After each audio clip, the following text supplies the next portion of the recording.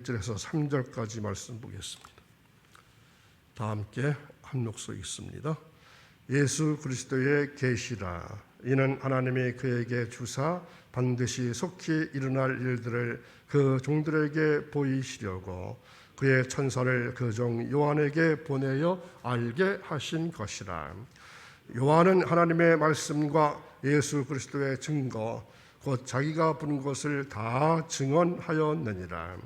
이 애원의 말씀을 읽는 자와 듣는 자와 그 가운데 기록하는 것을 지키는 자는 복이 있나니 때가 가까움이라. 아멘. 오늘도 변함없이 새벽 깨우신 사랑하는 여러분, 오늘부터 사순절 기간 동안에 새벽마다 주시는 요한계시록의 말씀을 통해서 큰 은혜가 넘치시기를 간절히 축원합니다. 교회 절기는 지난 수요일부터 사순절기가 시작되었습니다. 그리스도의 고난의 십자가 없이는 우리는 하나님 앞에 나올 수가 없습니다. 그러므로 어떤 상황에도 우리의 믿음의 근거와 힘은 그리스도의 십자가에 있음을 깨닫게 되시길 바랍니다. 우리의 죄를 대신 지시고 십자가에 달려 돌아가신 예수님의 고난을 기억하는 귀한 절기가 되기 바랍니다. 그리고 죄의 고백과 회개에 힘쓰시고 말씀 묵상과 기도와 또 구별된 삶으로 경건하게 부활절을 준비할 수 있기를 바랍니다. 오순절 온전한 사순절을 지켜서 부활의 주님을 기쁨으로 맞이하길 소망합니다. 그래서 사순절 기간 동안은 우리 주님께서 겪으신 순환에 동참한다 하는 큰 의미가 있습니다. 그래서 사순절을 보내면서 출애굽기 공부는 잠깐 쉬고 요한계시록의 말씀을 통해서 은혜 받기를 원합니다. 여러분 아시는 것처럼 요즘 강단에서 요한계시록을 본문으로 해서 설교하는 설교자들이 어떻습니까? 많이 줄어들었습니다. 저 자신도 다른 성경은 많이 강의해봤지만 이 요한계시록은 과거에 강의 설교한 적이 거의 없는 것 같습니다. 아무래도 제가 강단에서 이제 설교할 시간이 얼마 남지 않았기 때문에 성경의 마지막 책인 요한계시록을 꼭 강의하고 싶었습니다. 그리고 5월 한 달 동안은 자녀가 축복받는 부모의 기도, 이러한 주제를 가지고 말씀을 나눌까 합니다. 그런 후에 이제 6월 초부터 다시 출애굽을 이어서 공부할 것입니다. 저의 새벽기도 설교 계획을 기억하시고 이해하시고 기도해 주시면 좋을 것 같습니다. 사순절 기간 동안 주시는 특별 새벽 기도라 생각하시고 동참하셔서 하나님의 특별한 은혜가 풍성하시기를 다시 한번 축원드립니다. 자, 오늘 말씀은 요한계시록 서론입니다. 첫 번째 시간이기 때문에 서론입니다. 학생들이 공부 잘하는 학생들의 특징은 그 과목의 첫 시간을 잘 듣고 이해하는 것입니다. 제2차 세계대전 때의 일이랍니다. 미국 어느 마을에서는 아들을 전쟁터에 보낸 집마다 창문에다가 별을 붙여 놓았습니다. 어느 날 밤 아버지와 아들이 손을 잡고 동네 길을 걸어가던 아들이 감탄하면서 외쳤습니다. 아빠, 이 집도 전쟁터에 보냈나 봐요. 이 별 좀 보세요. 저 집에도 별이 붙었어요. 그러다가 아들은 갑자기 별이 총총한 하늘을 바라보면서 이렇게 소리칩니다. 아빠, 하나님도 아들을 보내셨나 봐요. 저렇게 많은 별이 하늘에 떠 있는 것을 보니까. 물론 성경 66권 전체를 사탄은 미워하지만 그 중에서도 특히 가장 공격을 받는 책이 있다면 그것은 바로 창세기와 요한계시록입니다. 그래서 이 하나님이 세상을 이처럼 사랑하셔서 아들을 이 죄악 세상에 보내시고 그의 피로 우리 죄에서 우리를 해방하셨습니다. 자, 요한계시록 1장 5절 말씀을 보시겠습니다.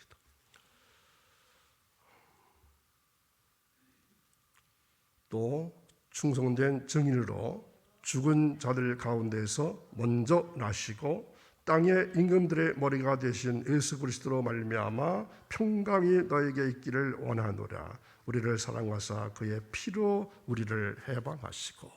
아멘.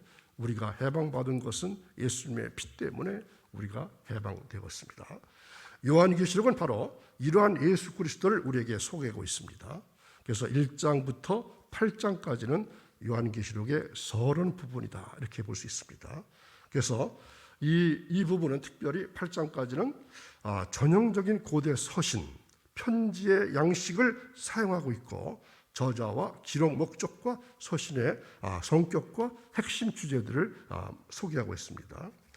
자, 오늘부터 요한계시록 1장을 봅니다. 그리스도를 그의 피로 우리를 죄에서 구원하신 해방자로 예수님을 묘사하고 있습니다. 알파와 오메가, 즉 처음과 나중 되시고 사망과 음부의 열쇠를 가진 자이고 영광 중에 다시 오실 분으로 소개하고 있습니다. 여러분, 사랑하는 사람에게 편지를 받거나 또는 자녀들에게 편지를 받을 때 얼마나 기분이 좋습니까? 편지라고 하는 것은 늘 우리의 마음을 산뜻하게 만들기도 합니다. 제 말이 아니라 하나님의 말씀입니다. 자, 잠언서 25장 25절입니다. 먼 땅에서 오는 좋은 기별은 목마른 사람에게 냉수와 같으니라. 아멘. 편지가 이렇다는 얘기입니다. 먼 곳에서 오는 아름다운 소식, 그것은 마른 사람에게 어떻다고요? 냉수와 같다고. 기대하지 않은 곳에서 온 편지가 우리의 마음을 아주 상쾌하게 할 때가 있습니다. 제가 2000년 5월에 말레이시아 한인교회에 부임하였습니다. 해외에서 처음으로 거주하기 때문에 설렘도 있었고 기대감도 많았었습니다. 그 중에 작은 기쁨 중에 하나는 친한 친구로부터 또한 잘 알고 있던 분에게부터 이메일을 받는 것이었습니다. 이 사람은 이상하게도 자기가 살던 근거지를 떠난다거나 아니면 환경이 바뀌게 되면 누구인지 간에 자기에게 대한 관심과 또한 격려받기를 원합니다. 아마 군대 갔다 오신 분들은 지금 제가 드리는 말씀을 또 그 기분을 충분히 이해하실 것입니다. 편지라고 하는 것은 이상해서 평소에 얼굴을 마주보고 하지 못하는 말들도 글로서는 표현할 수 있기 때문입니다. 제가 아는 어떤 부부는 그들 부부 사이에 어떤 문제가 생길 것 같으면 가까이 있음에도 불구하고 서로 편지를 쓰고 주고 받았다고 합니다. 아무개 씨, 당신과 이제 어제 나눈 대화 중에서 이러이러한 것은 좀 심했는데 사려 깊은 사람이라면 그렇게 말을 하지 않았을 겁니다. 이런 식입니다. 아마 요즘은 손편지 대신에 문자를 주고받게 되겠죠. 그들은 이렇게 하는 것이 얼굴을 맞다고서 인상을 쓰면서 하는 것보다는 더 효과가 있다고 생각했기 때문입니다. 하나님 앞에 쓰임받는 사람, 복 있는 사람, 행복한 사람의 공통점에는 세 가지가 있습니다. 세 가지의 증세가 있습니다. 자, 여러분에게 그런 증세가 있을까요? 어떤 증세일까요? 갈증과 긍정과 열정입니다. 사슴이 시냇물을 찾듯이 갈증이 있을 때, 타는 목마름이 있을 때 시원한 냉수 한 잔이 우리를 아주 후련하게 해주는 것입니다. 10년 묵은 채증을 내려가게 하고 온 마음을 상쾌하게 만듭니다. 고넬료와 같이 숨통을 틔우는 사람, 물꼬를 틔우는 사람, 비상구를 열어 제끼는 사람들은 우리의 마음을 시원하게 해줍니다. 그런데 우리의 마음을 더 시원하게 하는 것은 하나님의 편지입니다. 자, 고린도후서 3장 3절의 말씀을 찾아보겠습니다. 너희는 우리로 말미암아 나타난 그리스도의 편지니 이는 먹으로 쓴 것이 아니요 오직 살아계신 하나님의 영으로 쓴 것이며 또 돌판에 쓰인 것이 아니요 오직 육의 마음판에 쓴 것이라. 아멘. 자, 그리스도의 편지, 그리스도의 편지. 만약 여러분이 사려 깊은 친구로부터 편지를 받았는데 거기에는 사려 깊은 말로 표현된 칭찬과 또한 솔직한 단점의 지적과 거기에 따른 건설적인 제안이 담겨져 있는 편지를 받았다면 어떻게 하시겠습니까? 우리 스스로가 인간 편지가 되어야 합니다. 내가 긴지 써보면 말이야 정말 살맛이 느껴져. 나 같으면 못 살았을 텐데 내가 정말 살맛이 난다. 그러니까 나 자신이 뭐라고요? 그리스도의 편지가 되어야 된다는 것입니다. 우리는 그리스도의 편지입니다. 냄새나는 이 세상에 그리스도의 향기가 되어야 합니다. 어두운 세상에 그리스도의 한 줄기 빛이기 때문에 우리는 일어나 빛을 발해야 되는 것입니다. 왜냐하면 우리 주님께서 어두운 세상에 빛이 되어주셨고 썩어져가는 세상에 소금대응이가 되어주셨기 때문입니다. 이러한 의미에서 요한계시록은 우리의 가장 친근한 우리 신랑 되신 우리 주님께로부터 온 편지입니다. 여기에는 가장 사려 깊은 책망이 있습니다. 격려가 있고 바르게 함과 거기에 따른 상급이 주어질 것이다. 이러한 소식이 기록되어 있습니다. 이것은 말세를 준비하는 우리들에게 있어서 살아있는 지침서를 할 수 있습니다. 성경을 하나님의 살아있는 말씀으로 받아들이는 성경학자라면 한결같이 지금 우리는 말세 지말에 살고 있다. 이러한 의견의 일치를 보이고 있습니다. 그러므로 계시록은 오늘날 우리가 살고 있는 한 시대를 위한 책이고 열려진 책입니다. 자, 요한계시록 22장 10절에서 이렇게 말씀합니다. 또 내게 말하되 이 두루마리의 예언의 말씀을 임봉하지 말라. 때가 가까우니라. 또 다니엘서 12장 4절에 보면은 이렇게 말씀합니다. 다니엘아 마지막 때까지 이 말을 간수하고 이 글을 봉함하라. 많은 사람이 빨리 왕래하며 지식이 더하리라. 아멘. 그러므로 다니엘서는 현재까지 봉함되어 있었던 책이었지만 모든 징조가 말세를 나타나고 있는 지금에 와서 다니엘서는 이 계시록과 함께 우리 앞에 미래의 모든 일들이 환하게 펼쳐지고 있는 선지서라 할 수 있습니다. 자, 선지서의 특징은 두 가지가 있습니다.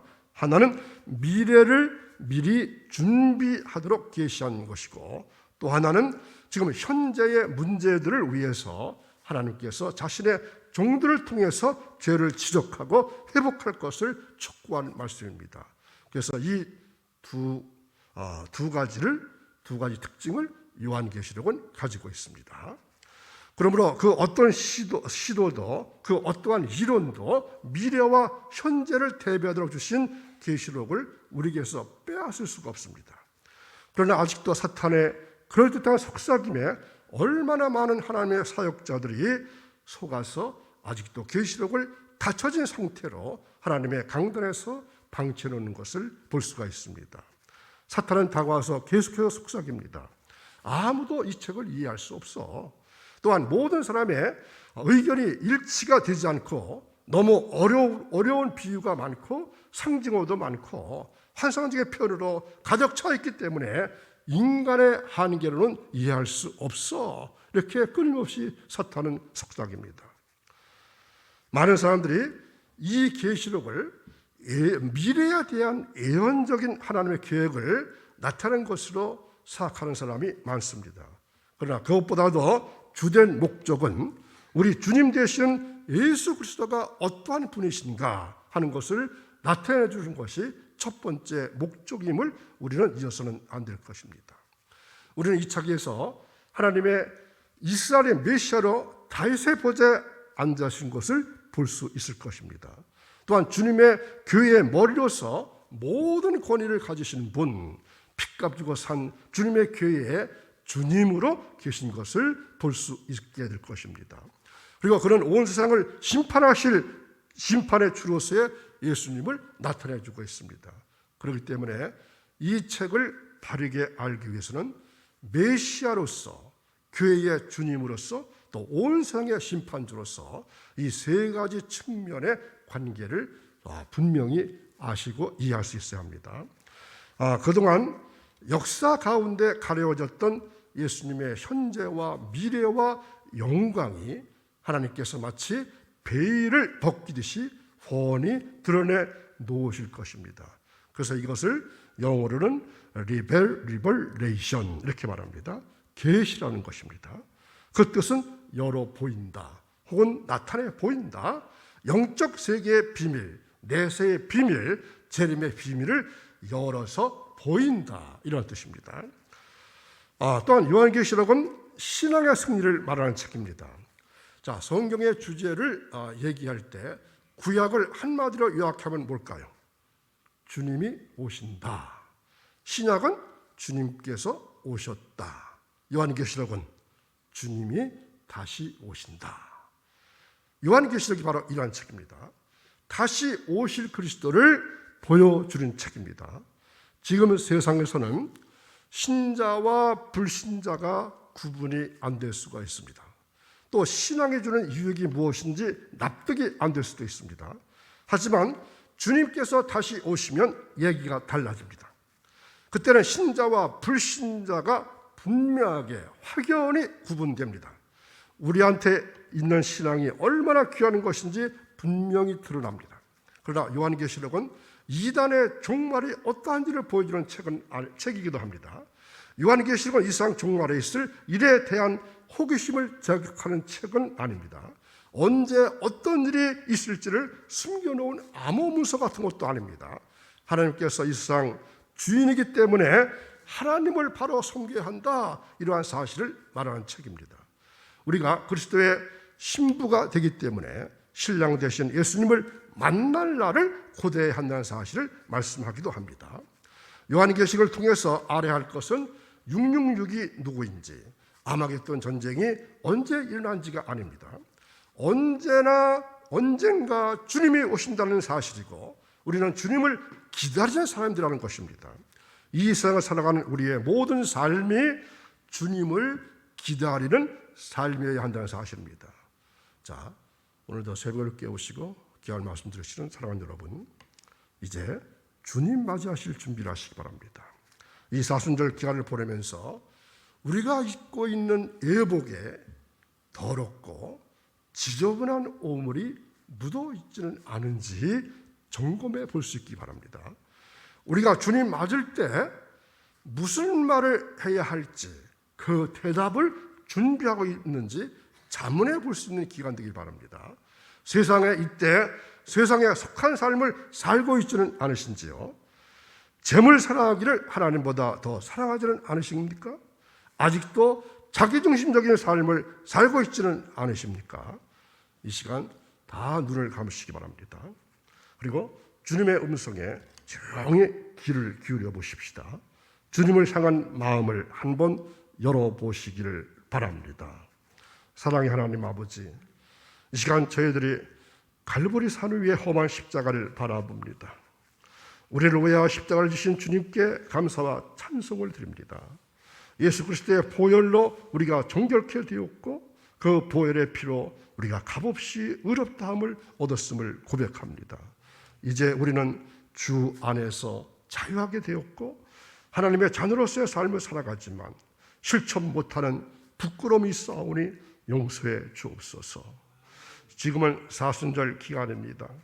무엇 때문에 예수 그리스도께서 이 땅에 오셨고 무엇 때문에 죽으셔야 했는지 한 주간 살면서 주님의 고난을 우리의 가슴 깊이 묵상할 수 있도록 인도해 주시고 40일간의 사순절 기간을 통해서 온 교회가 거룩하게 할 수 있도록 도와주시고 다시 한번 자신을 향해서 정결해지고 타인을 위해서 정직하고 하나님을 향해 정화되는 은혜가 있기를 원합니다.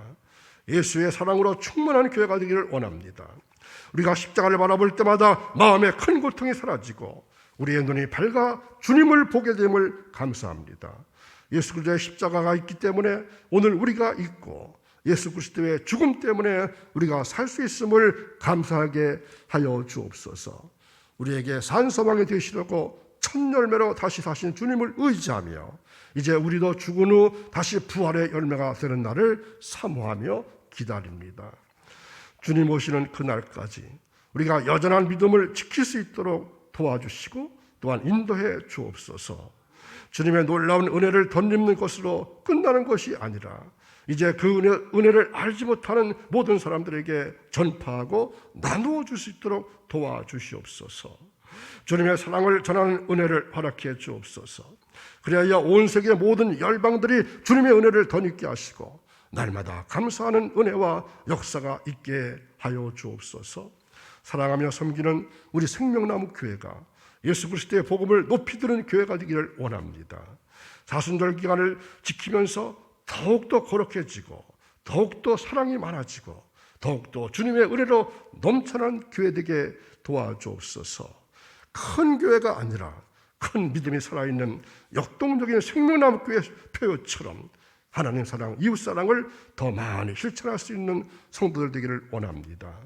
2021년도 주님의 몸된 교회에서 은혜로 직분을 감당하며 주님의 기쁨으로 축복의 통로가 되기를 소원하는 성도들 되기를 원합니다. 말씀을 증거하고 증거할 종과 함께 하시고 성령의 큰 능력으로 살아있는 생명의 말씀을 전할 수 있도록 인도해 주옵소서. 피 묻은 주님의 복음을 담대히 전파할 수 있도록 성령님 함께해 주옵소서. 우리에게 놀라운 말씀으로 다가오도록 축복하실 주님을 기대하며 감사하며 기도하옵나이다. 아멘. 200장